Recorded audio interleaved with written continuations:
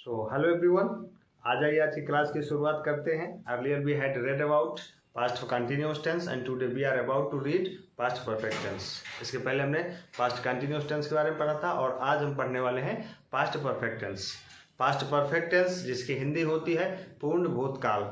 ये हमको बताता है कि हमारे बीते हुए समय में, हमारे भूतकाल में, हमारे पास्ट में कोई ऐसा काम था जो कि पूरी तरीके से पूरा हो चुका था। पास्ट परफेक्ट टेंस जिसकी हिंदी होती है पूर्ण भूतकाल। पास्ट परफेक्ट टेंस के जो हिंदी वाक्य रहेंगे उसके लास्ट में पहचान करने का तरीका है, वाक्य के लास्ट में दिया रहेगा चुका था, चुकी थी, चुके थे, या फिर या था, ये थी, या ये थे, या फिर आ था, ई थी, या ए थे। इन सभी में से कोई ना कोई एक शब्द हमारे लास्ट में दिया रहेगा वाक्य में, जिसे हम आसानी से पहचान कर लेंगे और देखते ही पता चल जाएगा कि वाक्य हमारा पास्ट परफेक्ट टेंस का है। देखते हैं इसका सिंपल सेंटेंस बनाने का रूल क्या है। सिंपल सेंटेंस के वाक्य किस तरीके से होते हैं हमारे। सिंपल सेंटेंस को हम बोलते हैं अफर्मेटिव सेंटेंस और असर्टिव सेंटेंस, यानी साधारण वाक्य होते हैं हमारे, जिसमें ना ही कोई नकारात्मक वाक्य रहता है और ना ही कोई प्रश्नवाचक वाक्य। जैसे सबसे पहले वाक्य ले लेते हैं, बाद में रूल देखेंगे इसका। मैं खाना खा चुका था, या इसी को हम लिख सकते हैं मैंने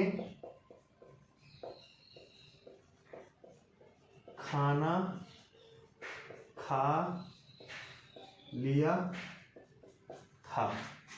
एक बार और देखते हैं,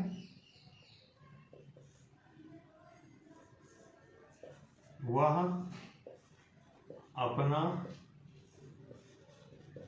कार्य पूरा कर चुका था, या उसने अपना कार्य पूरा कर लिया था। दो वाक्य है, मैं खाना खा चुका था, या मैंने खाना खा लिया था। चुका था तो दिया हुआ है, यहाँ दिया है, लिया था, या था, या इसी में आ था भी आ जाएगा हमारा, लिया था, आ बड़ा का उच्चारण। इसी तरीके से दूसरा वाक्य है, वह अपना कार्य पूरा कर चुका था, यहाँ भी चुका था, या इसी वाक्य को हम दूसरे फॉर्म में लिखते हैं, उसने अपना कार्य पूरा कर लिया था, यहाँ या था। अब इनको हम ट्रांसलेट करते हैं। I had eaten the food, और ये इसके लिए भी इसका यही ट्रांसलेशन रहेगा। इसका हो जाएगा he had completed his work, इसका भी वही रहेगा। I had eaten the food, मैंने खाना खा लिया था, या मैं खाना खा चुका था। दूसरा है वह अपना कार्य पूरा कर चुका था, या उसने अपना कार्य पूरा कर लिया था, हो जाएगा he had completed his work। अब हम देखते हैं इस इंग्लिश जो हमारा ये ट्रांसलेशन है, इसके भी यहाँ पे रूल बनाते हैं। ही है जो कि सब्जेक्ट का रोल प्ले कर रहा है, तो सब्जेक्ट लिख देंगे, प्लस इसके बाद में आ जाएगा हमारा हैड दिया हुआ है, हैड हेल्पिंग वर्ब है, हो जाएगा हेल्पिंग वर्ब हैड, प्लस दिया हुआ कंप्लीटेड वर्ब का थर्ड फॉर्म हो जाएगा,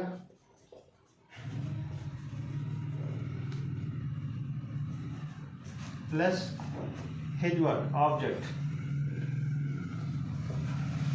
सो this is the rule to translate Hindi sentence into English sentence. Hindi के वाक्यों को अंग्रेजी में ट्रांसलेट करने का हमारा ये रूल है। और आप देख पा रहे हैं कि दोनों उदाहरण हैं जो दिए हुए हैं इसी रूल से बंधे हुए हैं। यहाँ भी है, ये सब्जेक्ट का रूल प्ले कर रहा है, सब्जेक्ट हो गया हेल्पिंग वर्ब। बस एक चीज ध्यान रखना है कि पास्ट परफेक्ट टेंस का जो हेल्पिंग वर्ब होती है हैड, वो सिंगुलर सब्जेक्ट और प्लूरल सब्जेक्ट दोनों के लिए एक ही है, क्योंकि इसके पास में एक ही हेल्पिंग वर्ब है, तो हम सिंगुलर सब्जेक्ट में भी हैड का यूज करते हैं, प्लूरल सब्जेक्ट में भी हैड का यूज करते हैं। यहाँ भी है हमारा प्रोनाउन दिया हुआ, थर्ड पर्सन प्रोनाउन है ही, जो कि सब्जेक्ट का रोल प्ले कर रहा है। इसके बाद में हेल्पिंग वर्ब है, यहाँ दिया हुआ तो हैड हो गया। इसके बाद में कंप्लीटेड दिया हुआ जो कि वर्ब का थर्ड फॉर्म है, तो वर्ब थर्ड फॉर्म हो जाएगा। इसके बाद में हिज वर्क प्लस ऑब्जेक्ट। ये हमने देखे, दो वाक्य देखे। इसी तरीके से बहुत सारे बोलचाल की भाषा के वाक्य हैं जिनको हम डेली यूज में यूज करते हैं, बोलचाल की भाषा में बोलते हैं। या इसी वाक्य को अगर हम देखें नेगेटिव करके तो नेगेटिव भी हो जाएगा। मैं खाना खा चुका था, ये दिया हुआ है जो कि सिंपल सेंटेंस है। यहाँ हो जाएगा मैं खाना नहीं खा चुका था, मैं खाना नहीं खा चुका था, या मैंने खाना नहीं खा लिया था। यहाँ पे हो जाएगा वह अपना कार्य पूरा नहीं कर चुका था, यहाँ पे हो जाएगा उसने अपना कार्य पूरा नहीं कर लिया था। वाक्य दो ही हैं, बस इसमें लास्ट में चुका था दिया हुआ है, यहाँ लास्ट में आ रहा है या था। देन हो जाएगा ही हैड नॉट, यहाँ भी हो जाएगा I had not. Helping verb के बाद में नेगेटिव वर्ड हो जाएगा तो हमारा सेंटेंस बन जाएगा पास्ट परफेक्ट का नेगेटिव सेंटेंस। जाएगा subject plus helping verb had plus negative word not plus verb third form plus object. तो ज़्यादा अंतर नहीं है सिंपल सेंटेंस और नेगेटिव सेंटेंस में, बस नेगेटिव वर्ड नॉट ऐड हो जाता है जो कि वर्ड की मीनिंग को चेंज कर देता है, सिंपल से नेगेटिव बना देता है। अब हम देखते हैं इंट्रोगेटिव टाइप।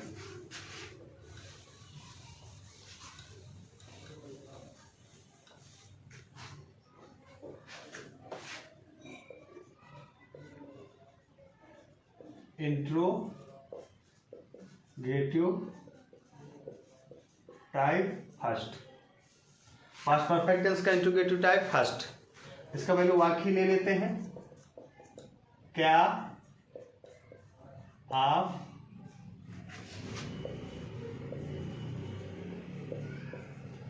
विद्यालय जा चुके थे। एक वाक्य और देखते हैं। क्या हम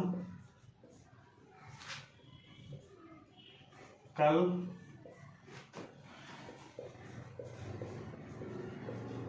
मंदिर में सोए थे। दो वाक्य हैं, क्या आप विद्यालय जा चुके थे या क्या हम कल मंदिर में सोए थे। यहाँ देख रहे हैं चुके थे दिया हुआ, चुके थे यहाँ दिया हुआ है, सोए थे ये थे।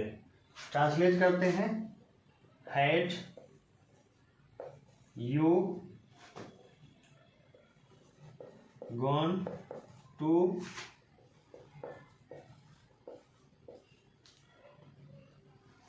स्कूल।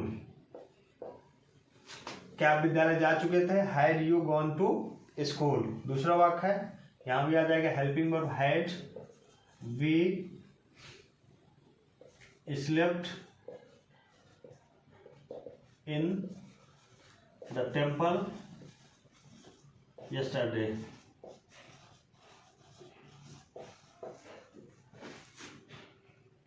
क्या आप विद्यालय जा चुके थे, had you gone to school. क्या हम कल मंदिर में सोए थे, had we slept in the temple yesterday। अब देखते हैं ये जो इंग्लिश वाक्य है हमारा, इंग्लिश सेंटेंस है, इसके भी यहाँ पे बना रहे हैं रूल। हैड दिया हुआ है और हैड क्या है हमारा, हेल्पिंग वर्ब है। तो यहाँ लिख देंगे helping verb had plus we आ रहा है जो कि सब्जेक्ट है, सब्जेक्ट प्लस स्लेप्ट हो जाएगा। स्लीप का थर्ड फॉर्म है, यानी वर्ब का थर्ड फॉर्म हो जाएगा, प्लस टेम्पल ऑब्जेक्ट हो जाएगा। एंड और जो बची हुई चीजें होती हैं लास्ट में आ जाएगा। टाइम दिया हुआ, समय बात कर रहा है कल की, क्योंकि पास्ट है तो कल ही जाएगा। बीते हुए समय की बात हो रहा है, प्लस लास्ट में क्वेश्चन मार्क। या ऐसे कर सकते हैं, यहाँ टाइम दिया हुआ ये ऑब्जेक्ट है। Helping verb had plus subject plus verb third form plus object.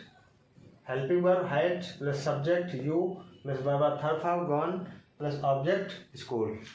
Same यहाँ इसी तरीके से यहाँ भी है, helping verb had plus subject we plus verb third form slept plus object and last में टाइम। सो हमने बना लिया इंट्रोगेटिव टाइप फर्स्ट भी देख लिए, जो हमारे क्लोज टाइप के क्वेश्चन होते हैं जिनको हम यस या नो में जवाब दे सकते हैं। जैसे इसका भी नेगेटिव देख लेते हैं। क्या आप विद्यालय नहीं जा चुके थे, नहीं जा चुके थे नेगेटिव हो गया। क्या हम कल मंदिर में नहीं सोए थे, कोई व्यक्ति है, किसी से पूछ रहा है, कह रहा है क्या कल हम मंदिर में नहीं सोए थे। तो यहाँ हो जाएगा had we not slept in the temple yesterday, had you not gone to school. तो अगर निगेटिव रहेगा वाक्य तो हेल्पिंग वर्ब सब्जेक्ट प्लस इसके सब्जेक्ट के बाद हमारा निगेटिव वर्ड नॉट आ जाएगा। आसान है और आपको प्रैक्टिस करनी है। आपके पास में बुक रहेगी, बुक से वाक्य को उठाना है। आप इंटरनेट का सहारा ले सकते हैं, गूगल से निकालिए और डालिए past perfect tense, simple sentence, negative sentence and interrogative type first. Rule आपके पास में है और हिंदी वाक्यों को ट्रांसलेट करना है इसमें, क्योंकि बोर्ड में तो बहुत सारे वाक्य नहीं बताए जा सकते, 1 2 3 सफिशिएंट है। और मेन चीज आपके पास में जो आ रही है वो है रोल एंड पहचान। So now we will move towards interrogative type second.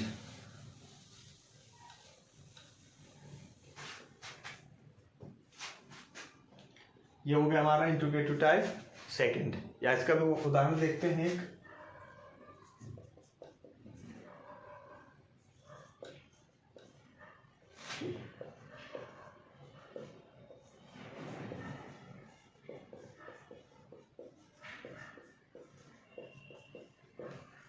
हम पटना कब गए थे?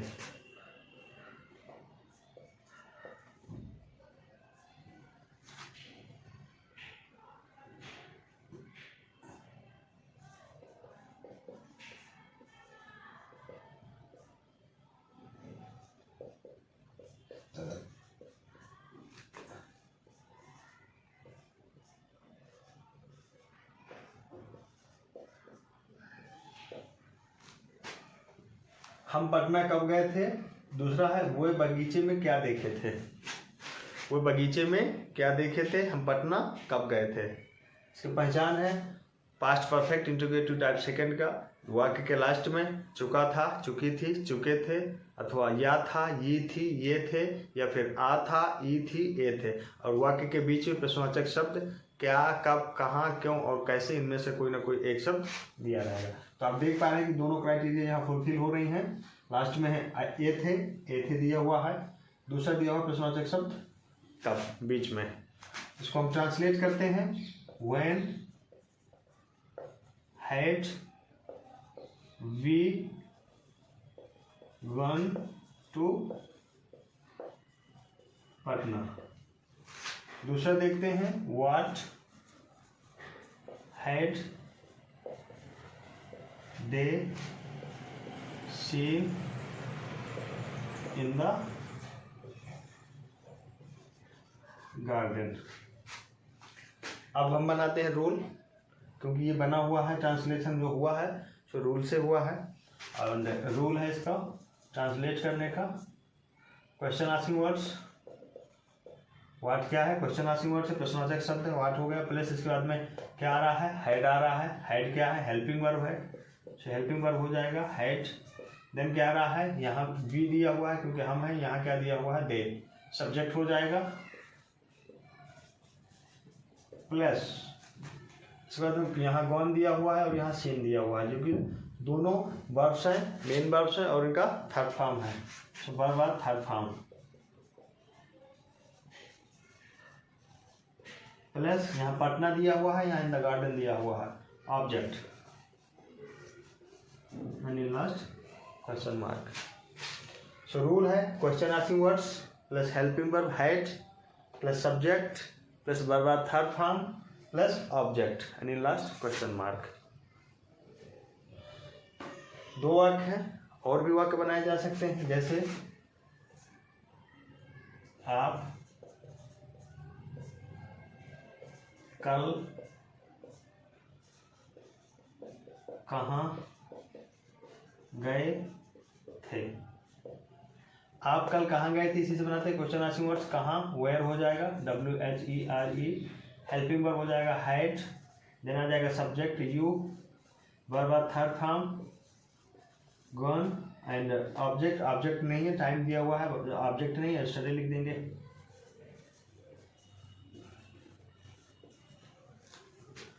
आप कल कहाँ गए थे, where had you gone yesterday.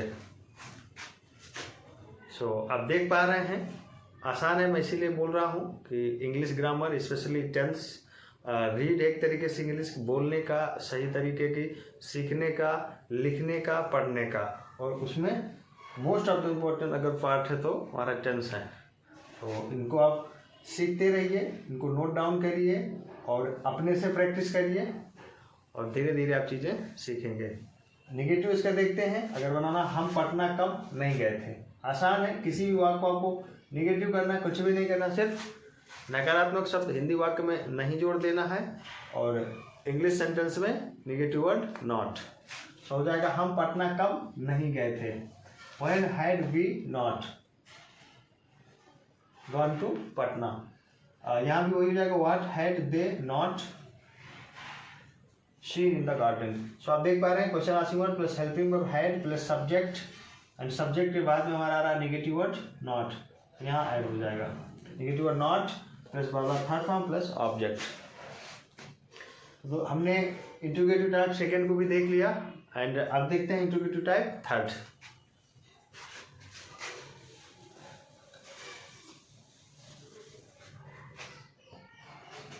ये हमारा हो गया इंट्रोगेटिव टाइप थर्ड। अब देखते हैं उदाहरण इसका। हम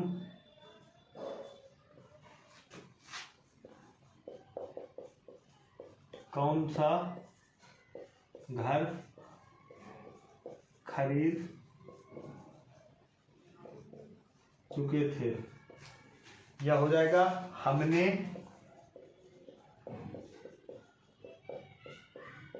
कौन सा घर खरीदा था।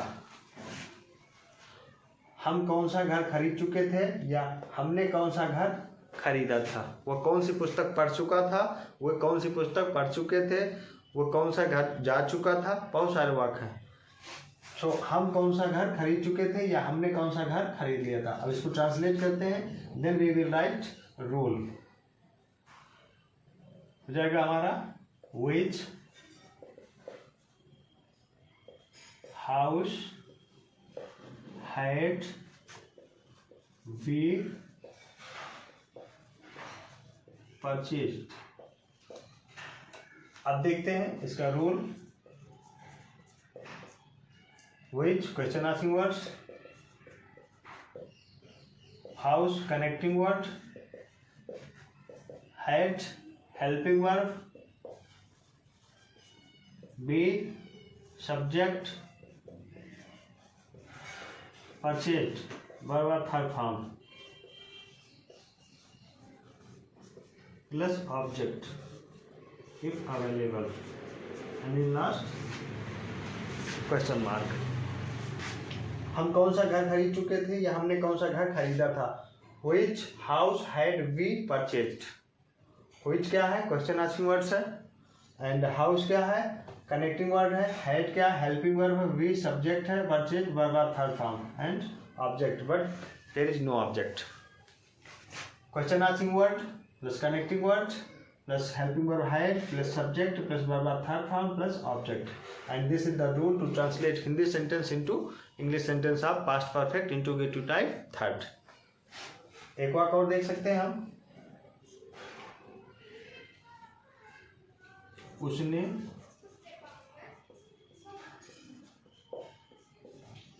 कौन सा गाना गाया था। बहुत सारे वाक्य आप जो सोच सकते हैं, बना सकते हैं उनको। उसने कौन सा गाना गाया था हो जाएगा, यहाँ से लेते हैं क्वेश्चन आंसरिंग वर्ड आएगा, विच हो जाएगा, WHICH कनेक्टिंग वर्ड हो जाएगा, कौन सा के बाद गाना आएगा, सॉन्ग। क्योंकि मैं हर बार की क्लास में यही बता रहा हूँ, जब इंट्रोगेटिव स्पेशली थर्ड को हम पढ़ते हैं, प्रश्नवाचक शब्द जब हिंदी में वाक्य हमारा रहेगा, प्रश्नवाचक शब्द जो आएगा उसके साथ जो जस्ट आगे आने वाला हमारा एक ऑब्जेक्ट रहेगा, उसको हम बोलेंगे कनेक्टिंग वर्ड। तो कौन सा के बाद गाना आया, यहाँ कौन सा के बाद घर आया, तो दोनों, जबकि घर हमारा ऑब्जेक्ट हो सकता था, लेकिन इंट्रोगेटिव टाइप थर्ड का है, इसलिए इसने रोल प्ले किया है कनेक्टिंग वर्ड का। और सेम उसी तरीके से गाना जो कि ऑब्जेक्ट है, so which song connecting word होगा, हैड हो जाएगा, हैड देन सब्जेक्ट हो जाएगा उसने है। अब यहाँ जेंडर क्लियर नहीं है, उसने, so it may be female और मेल। सो अगर हम यहाँ सी लगाएं तब भी सही है, ही लगाएं तब भी सही है, क्योंकि उसने है, उसने दोनों के लिए किया हो सकता है। तो which song had he, then but third form sung and question mark, sing sang sung, third form sung हो गया हमारा। व्हिच सॉन्ग हैड ही संग, उसने कौन सा गाना गाया था। अब इसी को अगर देखें नेगेटिव करके, क्योंकि करते ही हैं नेगेटिव को एक साथ में ही देख लेते हैं। हम कौन सा घर नहीं खरीद चुके थे, आप देख पा रहे हैं यहाँ नहीं खरीद चुके थे। हमने कौन सा घर नहीं खरीदा था, उसने कौन सा गाना नहीं गाया था। Which song had he and not, which house had we not, हो गया। Connect question answering word, connecting word plus helping verb had, आप देख पा रहे हैं had, then subject and subject के बाद में हमारा नेगेटिव वर्ड नॉट। तो ये सेंटेंस हमारा हो जाएगा past perfect interrogative negative type third. तो इस तरीके से पास्ट परफेक्ट टेंस को हमने फिनिश कर दिया। और इसके बहुत सारे वाक्य हैं, आप लिखिए और लिख करके उनको ट्रांसलेट करिए। And the most important thing that is you must be learn this rule, आपको इस रूल को याद करना होगा। और अगर ये रूल आप याद कर लेंगे, जितने भी इंट्रोगेटिव टाइप फर्स्ट के, सेकंड के, सिंपल के एंड इंट्रोगेटिव टाइप थर्ड के, सो आप वाक्य को आसानी से ट्रांसलेट कर लेंगे। और यही इसका मंत्र है, रूल एंड पहचान। तो इस तरीके से हमने पास्ट परफेक्ट टेंस को बखूबी सही तरीके से व्याख्यात्मक रूप से पढ़ा है, और आप लोगों ने समय दिया, इसके लिए मैं आप लोगों का आभार व्यक्त करता हूं। और देखते रहिए इस इंग्लिश वर्ड 247 एंड सीखते रहिए। अभी तो बहुत सारी चीज़ें हम सीखने वाले हैं, स्टेप बाय स्टेप सारी चीज़ें सीखेंगे। सो चैनल को अभी तक सब्सक्राइब नहीं किया है, so please subscribe, like, share and comment. Thank you so much.